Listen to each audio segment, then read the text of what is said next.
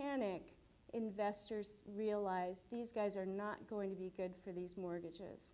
And the value of bonds got marked down dramatically in April.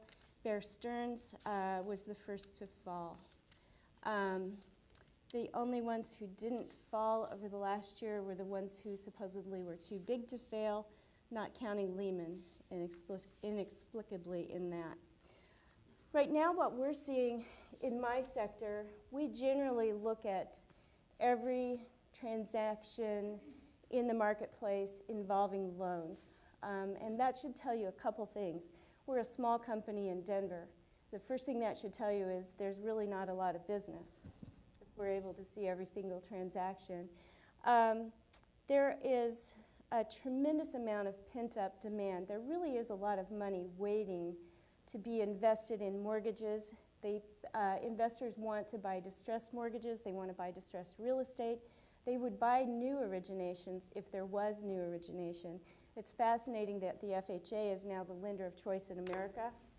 That's a change from the past few years. We do have money coming in. PPIP, which is much acclaimed, is going to pump only $12 billion into the marketplace. That is not a lot of money.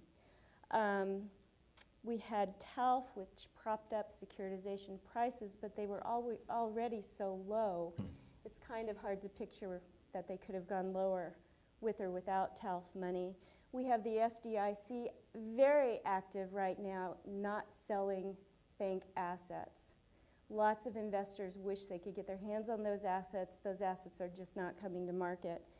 And we do see a lot of activity in the foreclosure world. We see foreclosure moratoriums, which were intended to keep people in their homes longer. That is it's a false correction to have a moratorium, keep someone in a home that they can't afford. There's no alternative financing to them, so it's not like they're going to be able to go out and find better financing during that moratorium period. But it has had a good effect on the economy because it's kept this overhang of bad real estate from hitting the market and flooding it and bringing prices down dramatically.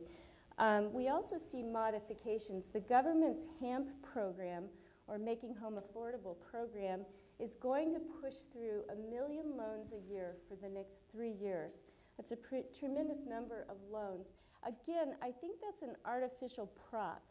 It's delaying the inevitable for most of these people. The effect of one of these government mods is really not very big. But it does delay the foreclosure. And again, I think that's been good for the economy, and it stopped some really bad things from happening.